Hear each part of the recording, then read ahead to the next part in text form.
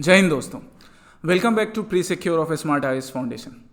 आज के अगस्त 4 and 5 pre secure में, अगस्त 4 एंड 5 इसलिए क्योंकि अगस्त 4 का प्री सिक्योर मैं सिंस ट्रैवल कर रहा था, दैट्स वाई आप लोगों के लिए अवेलेबल नहीं करवा सका। तो अगस्त 4 और अगस्त 5 दोनों के क्वेश्चंस मिलाकर ये अगस्त 4-5 का प्री सिक्योर मैंने प्रिपेयर किया है, ठीक है, जिनमें हम लोग इन टॉपिक से रिलेटेड करंट अफेयर्स के एमसीक्यू को प्रीलिम्स और मेंस दोनों पर्सपेक्टिव के लिए देखेंगे।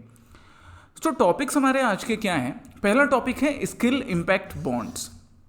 अब स्किल इम्पैक्ट बॉन्ड, इसे हमें देखना कैसे है कि इसके डिटेल्स से प्रीलिम्स में एमसीक्यू कैसे बनते हैं। स्किल इम्पैक्ट बॉन्ड, यहाँ से एक चीज़ तो समझ में आएगा, थोड़ा हम कॉमन सेंस लगाए कि यहाँ पे ना स्किल इंप्रूवमेंट की बात होगी। सो किस तरह से अनएम्प्लॉयमेंसी का जो इशू है, जिससे रिलेटेड क्वेश्चंस हमें जीएस पेपर 3 में आप एक्सपेक्ट कर सकते हो या बाकी किसी भी जनरल स्टडीज के पेपर में आ सकता है। तो किस तरह से हम लोग अनएम्प्लॉयमेंसी को दूर करने के लिए, इंडिया में स्किल के शॉर्टेज को दूर करने के लिए स्किल इम्पैक्ट बॉन्ड का एग्जाम्पल अपने मेंस के भी आंसर में इंक्लूड कर सकते हैं, ठीक है। Then Darwin's frog. अब ये प्रीलिम्स स्पेसिफिक काफी इंपॉर्टेंट होगा। डार्विन्स फ्रॉग, फ्रॉग की एक नई स्पीसीज जो न्यूज में मेंशन है, और यूपीएससी हो या कोई भी स्टेट पीसीएस हो, उसको ऐसी स्पीसीज पूछने में बड़ा मजा आता है। So Darwin's frogs is another news. Then UN women, United Nations women नाम का ये ऑर्गेनाइजेशन अगेन न्यूज में रहा due to its certain reports, due to its certain meetings, इनके वजह से। अब इसका यूज भी आप अगेन अपने मेंस के आंसर्स में भी कर सकते हो, in GS paper 2 and GS paper 3 as well. Even आप यूएन विमेन के बारे में इंडियन सोसाइटी के आंसर जीएस पेपर 1 में भी मेंशन कर सकते हैं। सो प्रीलिम्स और मेंस दोनों में इसका भी रेलेवेंस है। माउंट सिलो, अब ये अगेन प्रीलिम्स स्पेसिफिक होगा मोस्टली। माउंट सिलो ये क्या है? तो प्लेस इन न्यूज है। न्यूज में एक प्लेस मेंशन था माउंट सिलो, हम इसका प्रॉपर लोकेशन देखेंगे, किस वजह से ये न्यूज में था ये भी देखेंगे, और साथ ही लोकेशन मैप के हेल्प से। तो यहां से ना हमारा मैप बेस्ड वर्क हो जाएगा, ठीक है। देन पिपरहवा रेलिक्स, दिस पेपरवा relics it is important from the prelims perspective. जब भी हम रेलिक्स की बात करते हैं तो हमारे मन में एक फिगर तो जरूर आता है, और वो फिगर है महात्मा बुद्ध। यस, महात्मा बुद्ध से रिलेटेड है। इसका लोकेशन क्या है, कैसे, अभी ये न्यूज में मेंशन था, हम इसे मेंस में कैसे यूज कर सकते हैं, आर्ट एंड कल्चर में, या इवन आईआर के भी आंसर्स में आप डाल सकते हो। Then Ashtamudi lake, this is again mentioned in news, but Ashtamudi lake इसका क्या रेलेवेंस है? ये मेंस में भी एनवायरनमेंट के आंसर्स में कोट किया जा सकता है, और एनवायरनमेंट रिलेटेड प्रीलिम्स के क्वेश्चंस में आप जरूर यहां से क्वेश्चंस एक्सपेक्ट करोगे। Doctrine of merger, this doctrine of merger, जब भी हम कोई डॉक्ट्रिन वर्ड सुनते हैं ना, तो हमारे माइंड में पहले एक आता है कि ये पर्टिकुलर दो नेशंस के बीच का कोई डॉक्ट्रिन होगा इंटरनेशनल रिलेशंस पॉलिसी बनाने के लिए, बट ऐसा नहीं है गाइज। ये डॉक्ट्रिन क्या है? डॉक्ट्रिन ऑफ मर्जर, ये जुडिशरी से रिलेटेड है। तो अब जुडिशरी से रिलेटेड हो गया तो आप अपने मेंस के आंसर में जीएस पेपर 2 में इसे यूज कर सकते हो, डॉक्ट्रिन ऑफ मर्जर को मेंस का आंसर लिखने के लिए। और साथ ही साथ अब प्रीलिम्स में भी डॉक्ट्रिन ऑफ मर्जर से जो एमसीक्यू बन सकते हैं वो हम आज डिस्कस करेंगे। फिर प्रैक्टिस क्वेश्चन, लास्ट आपका जो प्री सिक्योर सेशन था अगस्त 1 फ्राइडे का, और आज के लिए न्यू प्रैक्टिस क्वेश्चंस भी। ये आज के प्री सिक्योर का एजेंडा होगा, अगस्त 4 अगस्त 5 का प्री सिक्योर का एजेंडा, ठीक है। So the first question is related to skill impact bond. अब यहाँ पे आपके पास ये क्वेश्चन है जिसका पर्पस है, जो जिसका रेलेवेंस क्या है, रेफरेंस क्या है, न्यूज में किस तरह से मेंशन था। तो टाइम्स ऑफ इंडिया ने, या टाइम्स ऑफ इंडिया के अलावा बाकी न्यूज प्लेटफॉर्म्स ने भी क्या पब्लिश किया, एक report that women led India's first outcome based skilling drive. यहाँ पे आप कुछ वीमेन को देख रहे हैं कि बात की जा रही है एक ऐसी स्किलिंग ड्राइव है जहाँ पे स्किल्स देने का काम किया जा रहा है, किसको सेंटर में रखकर? वीमेन को सेंटर में रखकर, ठीक है। कुछ एग्जाम्पल भी दिए गए हैं। ये जो एग्जाम्पल्स है ना, जो लोग मेंस जिनको इस बार देना है या जो नेक्स्ट ईयर भी मेंस देंगे, अभी से पढ़ाई करते जाओ। आप ये एग्जांपल, जैसे आप यहाँ पे एक एग्जांपल देख रहे हो किसका, पूजा कुमारी फ्रॉम विलेज बोकारो झारखंड का, ठीक है। Ishrat from conservative Delhi household का, Simran Pandey from capital workplace lens of Jharkhand tribal, अलग अलग रीजन्स के लोगों का एग्जाम्पल दिया है। ये ना एक बढ़िया केस स्टडी के रूप में भी यूज हो सकता है, एग्जाम्पल्स आप डाल सकते हो ऐसा। तो मेंस में भी ये जो क्लिपिंग्स है ना, ये मेंस में आपके आंसर्स लिखने के काम आएगा। और बाकी ये जो विमेन लेड, अब विमेन के कंडीशन को इंप्रूव करने की बात हो रही है, तो अगेन इंडियन सोसाइटी में भी काम आ सकता है, जीएस पेपर 3 में भी आ सकता है, कि किस तरह से विमेन को सेंटर में रखकर स्किल इंप्रूव करने का एक प्लान है। इसको हम बोलते हैं skill India bond, skill impact bond, ठीक है, इंडिया का स्किल इंपैक्ट बॉन्ड। देखते हैं स्टेटमेंट्स क्या क्या है, फिर हमको इनको डिटेल में आगे डिस्कस करेंगे। पहला स्टेटमेंट क्या है? That it is India's first development impact bond focused exclusively on improving school education outcome. अब अपनी कॉमन सेंस, जो कि अगर पड़ोसी को उधार तुमने अभी तक नहीं दिया है, या अपने सो कॉल्ड दोस्तों की बात में आकर आपने अपने कॉमन सेंस को सोने का आज्ञा नहीं दिया है, तो कॉमन सेंस भी अप्लाई करोगे। तो यहाँ पे देखो लिखा हुआ क्या है, स्किल इम्पैक्ट बॉन्ड है, और यहाँ स्टेटमेंट कर रहा है स्कूल एजुकेशन आउटकम का। दोनों ने एक दूसरे से मैच नहीं खा रहे हैं, तो आपका कॉमन सेंस भी बोलेगा कि इस स्टेटमेंट को रॉन्ग मान सकते हैं। एक्चुअली में रॉन्ग है, अभी डिटेल में तो मैं तुमको बताऊंगा ही।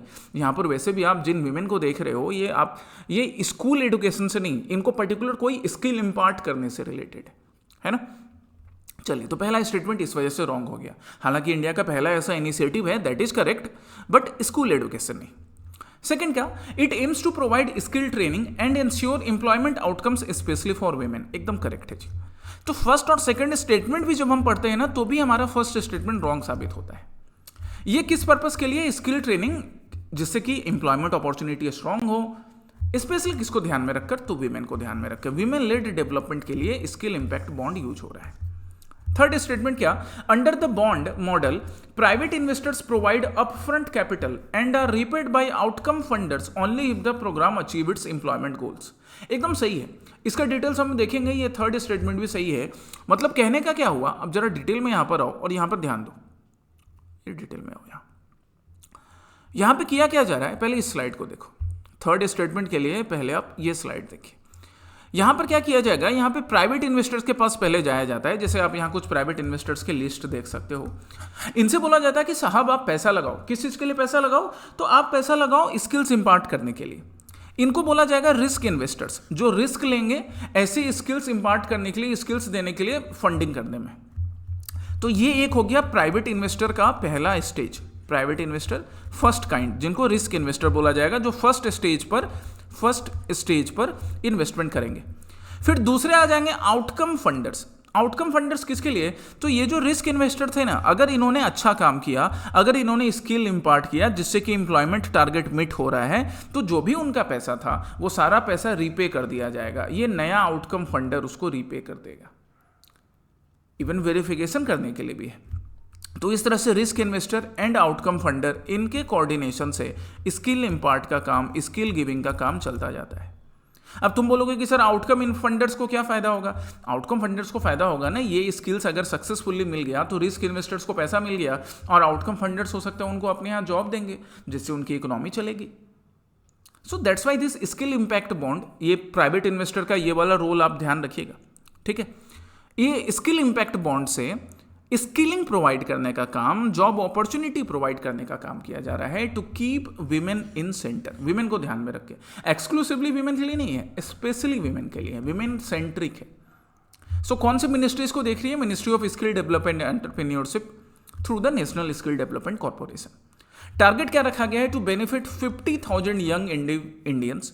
4 साल में 50,000 यंग इंडियंस को स्किल्स देना, जिसमें कि 60% कौन होंगी, वीमेन होंगी।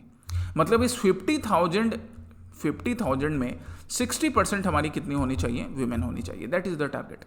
पहले स्किल्स प्रोवाइड किया जाएगा, फिर धीरे धीरे जॉब भी प्रोवाइड किया जाएगा, उनको जॉब के लायक बनाया जाएगा। करंट जॉब में है उनमें स्किल्स इंप्रूव करवाया जाएगा, या करंट जॉब का परफॉर्मेंस इंप्रूव करवाया जाएगा। That is the target of skill impact bond, जिसको लॉन्च किया गया 2021 में। ये कंट्री का पहला डेवलपमेंट इंपैक्ट बॉन्ड है एम्प्लॉयमेंट को लेकर, ठीक है, जिसका पहला 4 साल अब पूरा हो रहा है। दैट्स वाई ये न्यूज़ में था, 2021 में ही लॉन्च किया गया था। अब सोचो 2021 का न्यूज़ 2025 में कैसे करंट अफेयर्स बन जाता है। इसलिए हमें करंट अफेयर्स ना, जो लोग बोलते हैं कि साहब हम तो अगले बार एग्जाम देंगे, उसके अगले बार देंगे, तो हम अभी से क्यों पढ़ें, ऐसा नहीं है, आपको अभी से पढ़ाई करनी है। देन सेकेंड स्टेटमेंट में डार्विन फ्रॉग न्यूज़ में था। चार्ल्स डार्विन का नाम तो हमने पढ़ा है, चार्ल्स डार्विन साहब ने ही ये नाम दिया था इस फ्रॉग को। जरा इस फ्रॉग को देखो, इस फ्रॉग की तस्वीर।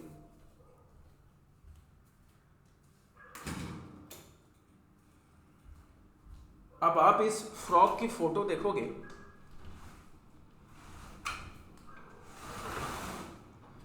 इस फ्रॉग की फोटो देखिए। आपको यहाँ पे ये फ्रॉग दिख रहा है, जिसके तुम बॉडी का कलर देखो तो थोड़ा लीव्स के डिजाइन का है, मतलब ये लीव्स के बीच रहता होगा फ्रॉग, है ना। और इसके कुछ स्पेशलिटीज है, देखते हैं क्या स्पेशलिटीज है। अच्छा, कहाँ मिल रहा है ये भी देखिए। The frog which measures around 3 centimetre. अब ये लंबाई चौड़ाई नहीं आपको मांगना है, नहीं मापना है, याद ये रखना है। It is discovered in chillies southern islands by Charles Darwin during his 1834 trip around the world, है ना। चिली में जब चार्ल्स डार्विन 1834 के अराउंड ट्रिप पर थे तो उनको ये फ्रॉग दिखा था, इसलिए इस फ्रॉग का नाम भी पड़ गया डार्विन्स फ्रॉग। ओके, पहला स्टेटमेंट क्या, it is the only known amphibian species where the male broods the tadpoles in their mouth, एकदम करेक्ट है। ये इकलौता नॉन एम्फीबियन स्पीसीज है जहाँ पे जो मेल फ्रॉग्स होते हैं ना वो अपने मुंह में टेडपोल्स को रखते हैं। ये जो इनका ये वाला पार्ट रहता है यहाँ पे ये टेडपोल्स को रखते हैं। टेडपोल्स भी यहाँ देखो मैंने समझा दिया। टेडपोल्स मतलब क्या, अब ये बड़ा सा मेढक था, उसका छोटा छोटा बच्चा, प्राइमरी फ्रॉग्स टोड्स, उनको क्या बोलते हैं, टेडपोल्स बोलते हैं, ठीक है। और ये इकलौता स्पीसीज है जहाँ पे मेल्स टेडपोल को रखते हैं अपने मुंह में, अदरवाइज फीमेल फ्रॉग्स रखते हैं। सेकंड स्टेटमेंट क्या है, it is native to the forest stream of southern Chile and Argentina. अभी तो हमने ये इमेज में भी देखा कि हाँ सदर्न चिली अर्जेंटीना में ही 1834 के अराउंड चार्ल्स डार्विन साहब को एक विजिट के ड्यूरेशन में मिला था। थर्ड स्टेटमेंट क्या, it is primarily nocturnal and remains active during night time. नहीं, ये सिविल सर्विसेज के एस्पिरेंट की तरह नहीं है जो रात को जाकर पढ़ाई कर रहे हैं, खैर आप दिन में भी पढ़ाई कर सकते हो। ये नॉक्टर्नल नहीं होता है, ये अपना मोस्टली काम ना डे टाइम में करता है, नाइट टाइम में नहीं। सो 1 and 2 आर करेक्ट। इसने सिविल सर्विसेज की तैयारी नहीं की इसलिए इसको रात में नहीं जागना पड़ता है। ये डायोर्नल है, ये अपना सारा काम कब कर लेता है भाई, डे टाइम में कर लेता है, मोस्टली काम मतलब डे टाइम में करता है, ठीक है। इंडेंजर्ड है, मतलब इसके obviously protection status endangered category में आता है। हालांकि एक और स्पीसीज है जो कि क्रिटिकली इंडेंजर्ड भी है, मतलब काफ़ी हाई लेवल प्रोटेक्शन चाहिए, अदरवाइज ये धीरे धीरे खत्म हो जाएगा। जिसकी हम बात कर रहे थे डार्विन्स फ्रॉग की, जो सदर्न डार्विन फ्रॉग है वो इंडेंजर्ड कैटेगरी में है, EN है, लेकिन जो नॉर्दर्न डार्विन फ्रॉग है वो CR कैटेगरी में है, क्रिटिकली इंडेंजर्ड कैटेगरी में, due to forest fire, due to climate change and other invasive species. इसके वजह से धीरे धीरे इनके नंबर्स कम होते जा रहे हैं। बाकी खाना क्या खाते हैं, तो ये पिज्ज़ा बर्गर तो खाएंगे नहीं, इंसेक्ट से खाते हैं भैया, ठीक है। ये हमें इतना याद रखना है इनके बारे में। नेक्स्ट स्टेटमेंट है UN women. UN women was in news, खुद यूनाइटेड नेशंस का आप ये क्लिप देख सकते हो, that by women for women the 15 years of the UN agency championing gender quality. UN women का ये जो टारगेट है बाय वीमेन फॉर वीमेन, इसके ऊपर UN खुद यूनाइटेड नेशंस क्या बाकी न्यूज़पेपर्स के अलावा यूनाइटेड नेशंस के ऑफिशियल वेबसाइट पर भी ये कंटेंट है। 29 जुलाई का है अभी रिसेंट का। तो हम देखते हैं क्या है भाई UN वीमेन क्या है, UN वीमेन का क्या बैकग्राउंड है। पहला statement, it is established by the United Nation General Assembly to lead global efforts on gender equality and empowerment for women. बिल्कुल नाम है यूनाइटेड नेशंस वीमेन, तो इसको यूनाइटेड नेशंस की जनरल असेंबली ने ही women related empowerment schemes, women related empowerment programmes, women से related issues को एड्रेस करने के लिए ग्लोबल लेवल पर बनाया था। पहला statement correct. It provides grant funding only to government agencies of member states for implementing gender policy. Actually UN के जितने भी मेंबर स्टेट्स हैं उनको तो फंडिंग दी ही जाती है, बट साथ साथ NGO को भी दिया जाता है। इवन अगर नॉन मेंबर स्टेट्स हैं वो भी चाह रहे हैं कि वीमेन रिलेटेड डेवलपमेंट करना है तो उनको भी दिया जाएगा। So not only to government agencies, NGO को भी दिया जाएगा। प्राइवेट एजेंसी भी अगर कोई है तो उनको भी दे सकते हैं। सेकेंड रॉन्ग हो गया। Third, the commission on the status of women supported by UN Women functions under the United Nations Economic Social Council। मतलब यूनाइटेड नेशंस की एक और body United Nations economic and social council जो क्या बनाती है, commission on the status women, वो भी यूनाइटेड नेशंस वीमेन द्वारा सपोर्टेड है। यूनाइटेड नेशंस का एक organisation UN women, United Nations के another organisation commission on the status of women को सपोर्ट करता है। तो बिल्कुल सपोर्ट करेगा क्योंकि दोनों का पर्पस तो वीमेन सेंट्रिक है। So third is correct. So 1 and 3 are correct statement here. यहाँ पे हमारा 1 and 3 करेक्ट स्टेटमेंट हो गया, ठीक है। अब हम जरा डिटेल में UN वीमेन के रोल की बात कर लेते हैं। तो 2010 में इसका क्रिएशन होता है United Nation General Assembly, okay. Role की बात करें तो UN वीमेन का मेन रोल क्या होगा, supporting inter governmental bodies, right, for framing global standards, global norms for empowerment of women. Women से रिलेटेड जो भी स्कीम्स है उनको इम्प्लीमेंट करना है, स्टैंडर्ड्स मेंटेन करना, ready to provide suitable technical and financial support. अब ये टेक्निकल सपोर्ट क्या हो गया, तो विमेन से रिलेटेड अगर कोई रिसर्च हो रहा है कि विमेन का पर्टिकुलर ये इशू है, उसको ऐसे एड्रेस किया जा सकता है, तो वो रिसर्च अवेलेबिलिटी भी UN वीमेन करवाती है, साथ ही साथ फाइनेंशियल सपोर्ट भी देती है। UN का पर्टिकुलर कोई प्रोग्राम चल रहा है किसी नेशन में कि अच्छा चलो बांग्लादेश है, अब बांग्लादेश में भी रिलीजियस राइट्स चल रहे हैं, पर्टिकुलर जो माइनॉरिटी ग्रुप्स है बांग्लादेश की, जो हिंदू कम्युनिटी है, उनके अगेंस्ट राइट्स चल रहे हैं, उनको परेशान किया जा रहा है, तो विमेन वहाँ पे किसी तरह से अफेक्ट हो रही है, तो यूनाइटेड नेशंस अपना प्रोग्राम चला सकता है, उसको भी कोऑर्डिनेट करना। ये यूएन वीमेन का टास्क हो गया। तो ये सब जो पॉइंट्स है ना, ये सब पॉइंट्स है, ये प्रीलिम्स के लिए तो too good to be true है, आपको मेंस के लिए भी याद रखना है कि आप अपने मेंस के आंसर्स में इनको इंक्लूड कर सको, ठीक है। और यूएन वीमेन पर आए, इनके डिटेल को और हम चेक करें यूएन वीमेन के डिटेल को, तो government as well as non government partners, इन सब को, दोनों के कोऑर्डिनेशन को देखता है, दोनों को सपोर्ट करता है। ग्रांट मेकिंग फंड्स की बात करें तो UN Women provides grants to fuel innovative high impact programmes by government agency and civil society group. मतलब जैसे असम में जो निजुत मोइना स्कीम है, अब निजुत मोइना स्कीम जिस तरह से गर्ल्स एजुकेशन, गर्ल्स के अपलिफ्टमेंट की बात कर रही है, तो हो सकता है कि यूएन वीमेन से इनको भी फंड दिया जाए, अभी नहीं दिया जा रहा है, बट यूएन वीमेन से फंड के लिए एलिजिबल होगा ये, क्योंकि एक अच्छा इनोवेटिव प्लान है ना। अगर वीमेन से रिलेटेड वायलेंस है उसको कम करने के लिए कोई प्लान चलेगा तो यूएन वीमेन उसको सपोर्ट करेगा, टेक्निकली भी सपोर्ट करेगा, फाइनेंशियली भी सपोर्ट करेगा। And that's why it also maintains United Nation Secretary General's database on violence against women. ये याद रखिएगा, यूनाइटेड नेशंस अपना एक डाटाबेस प्रिपेयर करता है कि ग्लोबल लेवल पर किस तरह से वीमेन के अगेंस्ट क्या वायलेंस हो रहे हैं, क्या उसके रीजन है, कैसे एड्रेस किया जा सकता है, उसको भी यूएन वीमेन नाम का ऑर्गेनाइजेशन जो हमारा है वो मेंटेन करने का काम करता है। जहाँ तक commission on status of women की बात करें तो ये यूनाइटेड नेशंस की अनदर बॉडी का पार्ट है जिसका नाम है United Nations economic and social council. UN women इनके साथ मिलकर विमेन रिलेटेड वर्क्स को और ज़्यादा बढ़ाने का काम करेगा। Okay, the next question is Mount Cilo. Mount Cilo it is in news, why? Because यहाँ पे न्यूज़पेपर में कैसे कवर किया जा रहा है that Turkey's glaciers fall victim to climate change. This is not new to Turkey only, है ना गाइज, ये सिर्फ टर्की के लिए नहीं है। ग्लेशियर्स का ज़्यादा जल्दी मेल्ट होना, जो मेल्टिंग की स्पीड है ग्लेशियर्स की वो फास्ट होना, आइस का फॉर्मेशन स्लो हो जाना, ये सब क्लाइमेट चेंज का एडवर्स इम्पैक्ट है और हम ये जानते हैं। तो अब एनवायरनमेंट के आंसर्स लिखने के लिए आप ये वाला एग्जाम्पल दे सकते हो कि नहीं दे सकते हो, बताओ मुझे। अब हम इसका लोकेशन देखते हैं, इसको प्रीलिम्स की तरह से भी देखते हैं कि यहाँ से भाई प्रीलिम्स का क्वेश्चन कैसे बनेगा। It is located in the south east end of the Taurus mountain range in Anatolia region of Turkey. हाँ जी, ये मैप देखो तुम्हें आंसर मिल जाएगा। ये टर्की का मैप हुआ और ये टर्की के मैप में यहाँ टॉरस माउंटेन रेंज जो है इसी के साउथ ईस्ट पॉइंट पर हमें क्या मिलता है, माउंट सिलो मिलता है, ये माउंट सिलो। ठीक है, टर्की के मैप को एक बार ध्यान दो, स्क्रीन को पॉज करो। टर्की कैसे अपनी बाउंड्री ब्लैक सी के साथ शेयर कर रहा है, Georgia, Armenia, Iran, Syria, Iraq, इन सब के साथ किस तरह से अपनी बाउंड्री शेयर करता है, या बाकी नेशंस के साथ, बाकी वाटर बॉडीज़ के साथ, ये तुम्हें ध्यान में रखना है। सो मैप को पॉज करके ना इसको अपने दिमाग में बिठाओ और रिवाइज किया करो वीकली लेवल पर, मंथली लेवल पर, ठीक है। चलिए, दूसरा स्टेटमेंट क्या है, Mount Cilo glaciers are the second largest in Turkey after Mount Ararat. Mount Ararat के बाद माउंट सिलो जो है वो सेकंड लार्जेस्ट ग्लेशियर है। एकदम सही है, माउंट सिलो के बाद Mount Ararat is the second largest glacier in Turkey. Mount Ararat पहला लार्जेस्ट ग्लेशियर है और माउंट सिलो सेकंड है। तो जब सेकंड ग्लेशियर जो है उसके ऊपर क्लाइमेट चेंज का एडवर्स इम्पैक्ट पड़ रहा है तो फिर टर्की के लोग तो परेशान होंगे ही। और इसको हम लोग क्लाइमेट चेंज के, अपने क्लाइमेट चेंज के एग्जाम्पल में मेंस के आंसर में भी कोट कर सकते हैं। ठीक है, सो हमने इसका लोकेशन देख लिया, किस प्रोविंस में पड़ता है, तो हक्कारी नाम का प्रोविंस है जो इराकी बॉर्डर पर है, वहाँ पे ये पड़ता है। सेकेंड लार्जेस्ट है, माउंट अराराट लार्जेस्ट होता है। क्लाइमेट चेंज के इम्पैक्ट की वजह से Turkey is experiencing heat waves, drought वाली सिचुएशंस अभी आसाम में भी बने हुए थे, इंडिया के कई पार्ट में बने हुए थे, पर अभी थोड़ी बारिश इंप्रूव्ड दिख रही है। देखते हैं आगे कैसा होता है, आईएमडी बताएगी कि ड्रॉट होगा या नहीं होगा। फिजिकल फीचर्स की बात करें माउंट सिलो का, तो it has been formed by tectonic movements and erosion. Exactly इसी तरह से फॉर्मेशन होता है mostly, right. It has ridges, steep limestone cliffs, deep gorges, जो कि यूजुअली आपको माउंटेनियस रीजन में मिलेंगे। It is situated in the Alpine Himalayan fold system. अब ये ना एक फैक्ट है जो आपके ज्योग्राफी के फिल्म्स के क्वेश्चंस में आ सकता है, ये अल्पाइन हिमालयन फोल्ड सिस्टम में पड़ता है। नेक्स्ट हम टॉपिक पर आते हैं। नेक्स्ट टॉपिक है पिपरहवा रिलिक्स। अब जब भी ऐसा क्वेश्चन आता है ना तो हमें दो चीज़ समझना है कि ये लोकेशन क्या है, इसका पर्पस क्या है, ये दो चीज़ हमें मालूम होना चाहिए। किनसे रिलेटेड है वो तो है।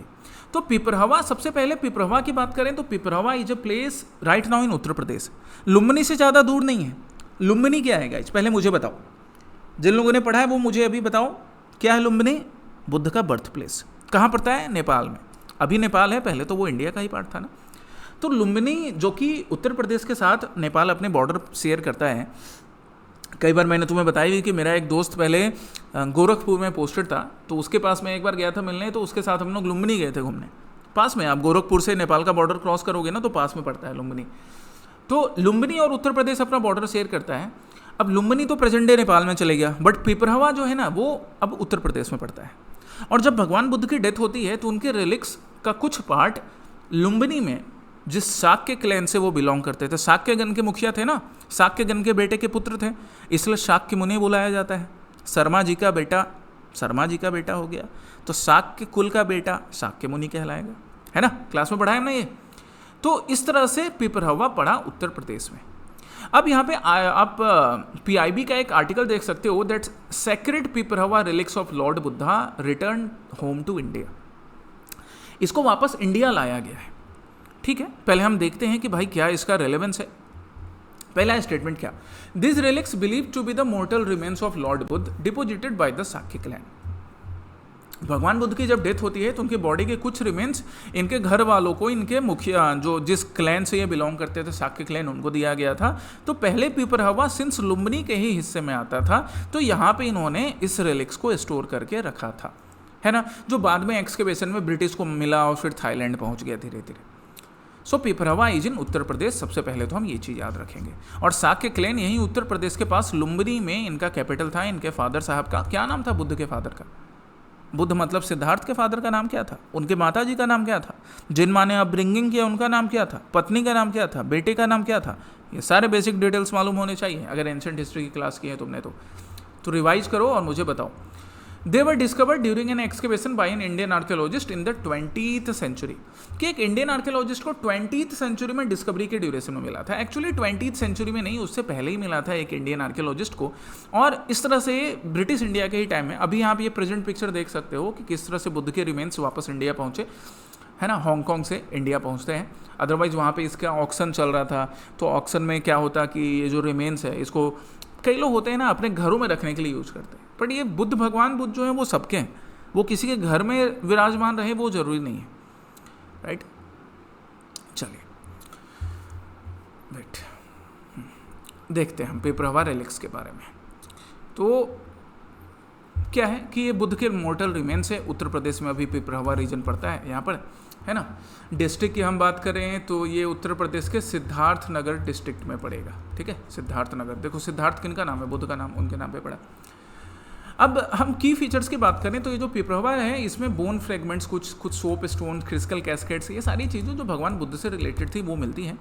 यहाँ ब्राह्मी स्क्रिप्ट में कुछ लिखा गया था, ये जो पात्र था ना, जो लोटा टाइप का पात्र था, उसमें ब्राह्मी स्क्रिप्ट में कुछ लिखा गया था, ब्राह्मी स्क्रिप्ट में, जिससे आइडेंटिफाई किया गया कि अच्छा ये बुद्ध के जो शाक्य क्लैन के लोग थे उनको दिया गया था भगवान बुद्ध के रिमेन से। कब ये मिला था सबसे पहले, तो हमें 19th सेंचुरी के एंड में मिला था, इसलिए हमारा सेकंड स्टेटमेंट रॉन्ग हो गया कि 20th सेंचुरी नहीं, 19th सेंचुरी के एंड में मिला है। विलियम क्लैक्सटन पेप नाम के इंग्लिश स्टेट मैनेजर थे जिनको मिला था, and somehow it reach to Thailand, किसी तरह ये थाईलैंड पहुंच गया। कैसे थाईलैंड पहुंचा ये कहानी भी यहाँ पर मेंशन है, आप उस कहानी को देख सकते हो, बट याद रखिएगा कि 19th सेंचुरी के एंड में इसका एक्सकेवेशन होता है विलियम क्लैक्सटन पेप नाम के पर्सन थ्रू, ठीक है। अभी उसको वापस फिर से इंडिया ले आया गया, ओके। नेक्स्ट है अष्टमुड़ी लेक के ऊपर, अष्टमुड़ी लेक। द हिंदू क्या बोल रहा है कि केरला के हाई कोर्ट ने ऑर्डर दिया है स्टेट गवर्नमेंट को कि भैया तुम अष्टमुड़ी वेटलैंड मैनेजमेंट यूनिट बनाओ, जिससे कि अष्टमुड़ी लेक का प्रिजर्वेशन हो सके। अदरवाइज इसके जो अष्टमुड़ी लेक है उसको थ्रेट है ह्यूमन इंटरवेंशन की वजह से या बाकी चीज़ों की वजह से। तो ठीक है, व्हाट इज अष्टमुड़ी लेक देखते हैं। पहला स्टेटमेंट कह रहा है it is the largest lake in Kerala and receives inflow from Kallada river. एकदम करेक्ट है, ये केरला का लार्जेस्ट लेक है जो कि कल्लड़ रिवर से इसमें पानी मिलता है। मतलब ये कैसा लेक हो जाएगा, फ्रेश वाटर लेक है। यहाँ से हमको एक चीज़ समझ में आ गया, जब पहला स्टेटमेंट करेक्ट है तो ये एक फ्रेश वाटर लेक है। कैसा lake, fresh water lake. The lake drains into Arabian sea through the Neendakara estuary. बिल्कुल केरला जो है, अब यहाँ पे जो हमारा स्टेट है केरला, इधर अरेबियन सी के साथ अपना बॉर्डर शेयर करता है, तो लेक का पानी किधर जाकर गिरेगा, अरेबियन सी में। दूसरा भी correct. It was designated as Ramsar site for its ecological significance and biodiversity. एकदम करेक्ट, ये रमसार साइट का भी पार्ट है अपने इकोलॉजिकल और बायोडाइवर्सिटी के वजह से। The name Ashtamudi reflects the lakes 8 distinct arms और चैनल्स, है ना। अष्टमुड़ी अपना जो अष्टमुड़ी लेक है वो 8 डिस्टिंक्ट आर्म्स और चैनल की वजह से अष्टमुड़ी नाम इसका पड़ता है कि 8 डिफरेंट चैनल्स हैं यहाँ पे, दैट्स वाई इसका नाम क्या पड़ा, अष्टमुड़ी नाम पड़ा। तो ये फोर्थ स्टेटमेंट भी करेक्ट हुआ। एक चेंज करना है तुम्हें थोड़ा, फर्स्ट स्टेटमेंट में एक थोड़ा चेंज करो, it is not the largest, है ना, ये लार्जेस्ट लेक नहीं है, ये स्टेटमेंट थोड़ा सा रॉन्ग हो गया है, ठीक है। हमारा आंसर सिर्फ क्या होगा, 2, 3 एंड 4 होगा, ये चीज़ करेक्शन कर लेना, ठीक है। It is not the largest. अभी लार्जेस्ट लेक क्या है, रुको मैं वो भी तुम्हें बता देता हूँ, जस्ट अ मिनट। हाँ चलिए, तो ये लार्जेस्ट लेक नहीं है, ठीक है, नॉट लार्जेस्ट लेक, ये बस पहला स्टेटमेंट उसको सही कर लीजिए। अष्टमुड़ी सेकंड लार्जेस्ट लेक, ठीक है, सेकंड लार्जेस्ट है ना, माय मिस्टेक, वेम्बंद लार्जेस्ट है ना, इसको एकदम ध्यान रखिएगा। फिर से मैं बार बार रिपीट कर दे रहा हूँ, केरला का largest lake, Kerala's largest lake is Vembanad, Vembanad. और सेकंड लार्जेस्ट क्या हो गया भैया, हमारा Ashtamudi. But fresh water lake है, इस चीज़ को याद रखिएगा, फ्रेश वाटर लेक, ठीक है। अब इसका नाम अष्टमुड़ी क्यों पड़ता है, क्योंकि 8 चैनल्स 8 मुड़ी आकर मिलते हैं, इस वजह से भी इसका नाम अष्टमुड़ी पड़ा, ठीक है। 8 कोन का है, इस वजह से अष्टमुड़ी पड़ता है, इसकी यूनिक टोपोग्राफी बनती है, कल्लड़ रिवर का ही पानी आता है। ये जो पहला स्टेटमेंट था ना आपका, पहला स्टेटमेंट जो था, पहला जो स्टेटमेंट था, क्या पहला स्टेटमेंट कि कल्लड़ रिवर का पानी आता है, एकदम सही है, कल्लड़ रिवर के पानी की वजह से ही फ्रेश वाटर लेक बनता है, बस लार्जेस्ट नहीं है। कैसा है, सेकेंड लार्जेस्ट, ठीक ना। चलिए, तो ये हमने अरेबियन सी में अपने पानी गिराएगा, ये हम देख चुके हैं। रमसार साइट की बात करें तो अष्टमुड़ी लेक 2002 में रमसार साइट का पार्ट बनता है, due to its ecological and biodiversity kind of significances की अच्छे खासे number of endangered and threatened species इस रीजन में मिलते हैं। और इसका मेंशन एक बड़ा फेमस ट्रेवलर इंडिया आता है मोरक्को से, जिसका नाम था इब्ने बतूता। इब्ने बतूता पाँव में जूता पहने तो करता है चोर, ये अच्छा गाना था, है ना। इब्ने बतूता भाई साहब ना घूमने के लिए फेमस थे बड़े, और इब्ने बतूता भाई साहब इसलिए वो गाना बना कि इब्ने बतूता पाँव में जूता, कि हमेशा अपने पाँव में जूता पहन के रेडी रहते थे घूमने के लिए। तो इब्ने बतूता साहब जब घूमते थे ना, तो अपने साथ एक ट्रैवल डायरी भी रखते थे ना। What is the name of this travel diary, ये तुम मुझे बताओगे ढूंढ कर, अगर क्लास में पढ़े तो अच्छी बात है, नहीं तो ढूंढ कर बताओगे। तो इब्ने बतूता साहब ने भी अष्टमुड़ी लेक का मेंशन किया था अपने राइटिंग्स में, सॉरी, ठीक है। और क्या नाम था उनकी ट्रैवल डायरी का, ये आप बताइएगा। नेक्स्ट है डॉक्ट्रिन ऑफ मर्जर पर। यहाँ पे एक आप आर्टिकल देख सकते हो दैट सुप्रीम कोर्ट क्या बोल रहा है, that doctrine of merger must be accompanied by awareness of its limitations, not to be wielded to close avenues for addressing genuine concern. मतलब सुप्रीम कोर्ट में ये बात चल रही थी कि डॉक्ट्रिन ऑफ मर्जर से रिलेटेड जो अवेयरनेस है, या डॉक्ट्रिन ऑफ मर्जर का जो यूज है, वो इसके लिमिटेशंस के साथ होना चाहिए, या इस तरह से यूज होना चाहिए कि जो जेन्युइन कंसर्न्स है लोअर कोर्ट्स के, वो जेन्युइन कंसर्न्स खत्म नहीं हो। तो पहले हम इस डॉक्ट्रिन ऑफ मर्जर को समझ लेते हैं, ये पहले इस स्टेटमेंट्स की वैलिडिटी चेक कर लेते हैं, इसको डिटेल में फिर देखेंगे। पहला स्टेटमेंट क्या है, it is a principle that when a higher court passes an order, the order of the lower court submerges merges into it. एकदम करेक्ट है। डॉक्ट्रिन ऑफ मर्जर का मतलब क्या होता है, एक हायर कोर्ट, मतलब जैसे सपोज यहाँ हाई कोर्ट हो गया, और यहाँ पे एक हमने बना लिया क्या, डिस्ट्रिक्ट कोर्ट बना लिया या सेशन कोर्ट बना लिया। तो जब हाई कोर्ट किसी भी मैटर से, अब मैटर क्या है, मैटर ऑन, जैसे हमने एक एग्जाम्पल क्या ले लिया, एसएससी अभी स्टूडेंट्स जो प्रोटेस्ट कर रहे हैं ना, एसएससी स्टूडेंट जो प्रोटेस्ट कर रहे हैं, तो as a teacher, as a fellow citizen, I firmly believe and firmly support that the genuine demands of SSC aspirants must be addressed.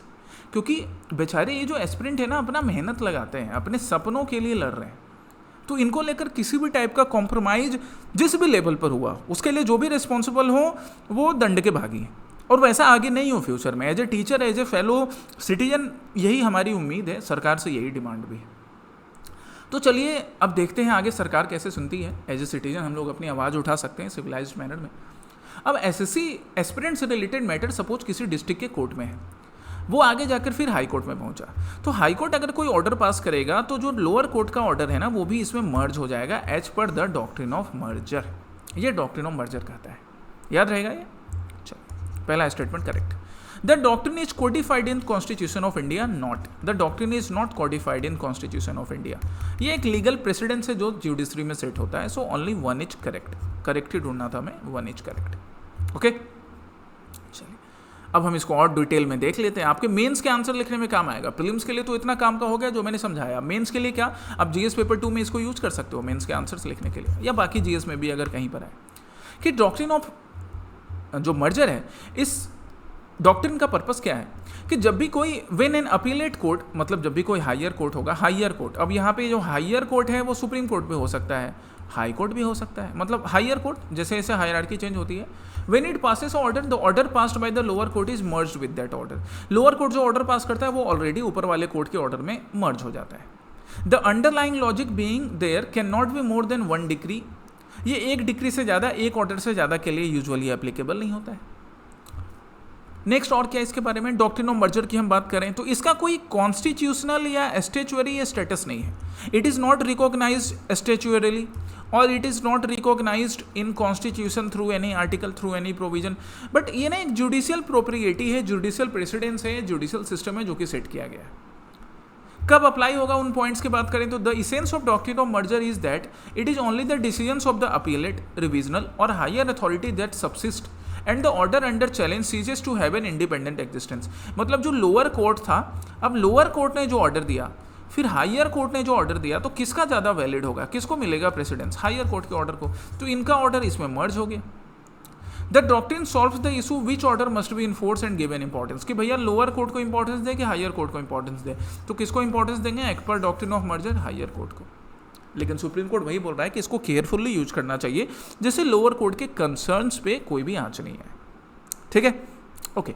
अब हम लास्ट प्री सिक्योर का सेशन जो फ्राइडे को आपके हुआ था उसके हम प्रैक्टिस क्वेश्चन की बात करें तो पहला प्रैक्टिस क्वेश्चन मैंने दिया था पैकाज ऑफ ओडिशा से रिलेटेड। पाइक्स या पैकाज, इसके बारे में हम आसाम में भी पढ़ते हैं, हालांकि थोड़े थोड़े यूनिकनेस है, आसाम में थोड़ा डिफरेंस था, हम उड़ीसा की बात कर लेते हैं। सिमिलरिटी है कि they were a group of military soldiers drawn from diverse social backgrounds by Gajapati rulers of Orissa. Orissa में ये गजपति रूलर्स होते थे स्टार्टिंग द 16th सेंचुरी। तो उड़ीसा के गजपति रूलर्स, आसाम के अहोम रूलर्स, ये लोग क्या करते थे, डिफरेंट सोशल बैकग्राउंड से मिलिट्री सोल्जर्स को चूज करते थे। करेक्ट है जी। मोस्टली कभी ये फार्मर्स होते थे, फार्मर्स के अलावा अलग अलग सोशल बैकग्राउंड से भी बिलोंग करते थे। आप जब आसाम की हिस्ट्री पढ़िएगा तो अहोम रूलर्स के पैक सिस्टम के बारे में भी पढ़िएगा, उनकी स्पेशलिटी पढ़िएगा। सेकंड क्या, दे प्रोवाइडेड मार्शल सपोर्ट, मतलब एज ए सोल्जर काम करना, to the king in exchange of hereditary rent free land which they framed during the time of peace, which they farmed, जहाँ पे वो खेती करते थे during the time of peace. कि अब ये एक पैक है, इस पैक को क्या किया जाएगा, एक ज़मीन दिया जाएगा जो हेरिडेटरी होगा जब तक वो राजा की सर्विस कर रहा है एज ए पैक, और ये रेंट फ्री होगा, इसके लिए उसको कोई रेंट नहीं देना होता था। अब ये सब चीज़ ना थोड़ी थोड़ी डिफरेंट हो गई जब आप आसाम में पैक सिस्टम पढ़ोगे, ये हम उड़ीसा का पढ़ रहे हैं ना, याद रखिएगा, उसका मैं डिटेल बता रहा हूँ। तो रेंट फ्री होगा। अब यहाँ पे एक जनरेशन ने काम किया, दूसरा जनरेशन काम कर रहा है, वो जाके मिलिट्री में सर्व भी कर रहा है, पीस टाइम में खेती भी कर रहा है। ये था उड़ीसा का पैक सिस्टम। दोनों स्टेटमेंट करेक्ट है। अब ये मैं तुमको क्यों करवा रहा हूँ करंट अफेयर्स वाले सेशन में, क्योंकि अभी न्यूज़ में मेंशन था, ड्रॉप कर दिया गया था एनसीईआरटी से एक चैप्टर जिसको लेकर उड़ीसा के फॉर्मर चीफ मिनिस्टर ने कंसर्न भी रेज किया था। दूसरा क्वेश्चन था कॉमेट के ऊपर। Comet which is a web browser, ये मैं तुम्हें बता चुका हूँ, एआई पावर्ड वेब ब्राउजर है।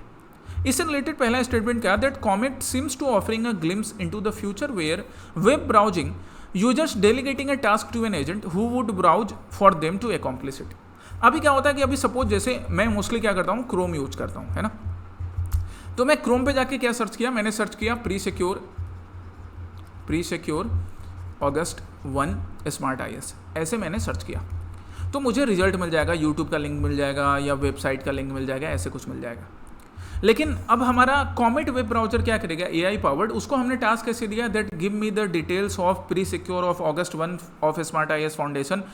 ये जब मैं दूंगा तो हमारा कॉमेट वेब ब्राउजर ना पूरा डिटेल्ड रिपोर्ट बनाकर, पूरा डिटेल्ड डॉक्यूमेंट बनाकर मुझे दे देगा। ये होगा future web browsing. So 1 is correct. Second क्या, the browser is built on the Chromium framework. Chromium ने एक फ्रेमवर्क है जिसपे क्रोम, माइक्रोसॉफ्ट एज और ओपेरा जैसे ब्राउजर को डेवलप किया गया है। ये भी करेक्ट स्टेटमेंट है, both are correct in this case as well. ठीक है, कि जो क्रोम फ्रेमवर्क यूज किया गया है वेब ब्राउजर बनाया, जो chromium framework Chrome web browser के लिए यूज किया गया है, माइक्रोसॉफ्ट एज के लिए यूज किया गया है, ओपेरा के लिए यूज किया गया है, वही सेम फ्रेमवर्क यूज किया जा रहा है किसके लिए भैया, कॉमेट के लिए भी, जिसको बनाने वाली एजेंसी है परप्लेक्सिटी ठीक है, AI powered web browser. So this is clear. अब आज के प्री सिक्योर के लिए आपके ये 2 प्रैक्टिस क्वेश्चन है। पहला प्रैक्टिस क्वेश्चन है, यहाँ पे मैंने 2 स्टेटमेंट दिया है और पूछा है कि ये स्टेटमेंट किनको रेफर्ड है। तो आप पढ़िए और बताइए मुझे आंसर। ये भी करंट से रिलेटेड है, कैसे है वो मैं कल बताऊंगा, क्योंकि आज बताऊंगा तो आंसर मिल जाएगा, इसलिए कल। दूसरा क्वेश्चन है अफ्रीकन यूनियन, जो कि न्यूज़ में मेंशन था ही, न्यूज़पेपर्स में अभी आपने द हिंदू में, टाइम्स ऑफ इंडिया में, PIB में, इंडियन एक्सप्रेस में देखा होगा आपने, है ना, रेडियो चैनल्स पे, रेडियो से भी हम लोग क्वेश्चन निकालते ही हैं क्योंकि वहाँ पर भी इंपॉर्टेंट चीज़ें हैं। तो ये अफ्रीकन यूनियन बेस्ड था। ये दोनों प्रैक्टिस क्वेश्चन आपको आज प्रैक्टिस करके मुझे कमेंट सेक्शन में बताने हैं और सबको बताना है, सबसे मुझे ये चाहिए। कल के सेशन में फिर हम लोग इन प्रैक्टिस क्वेश्चंस को डिस्कस करेंगे और नए टॉपिक्स के साथ मिलेंगे। Okay, so till then study well, take care, जय हिंद।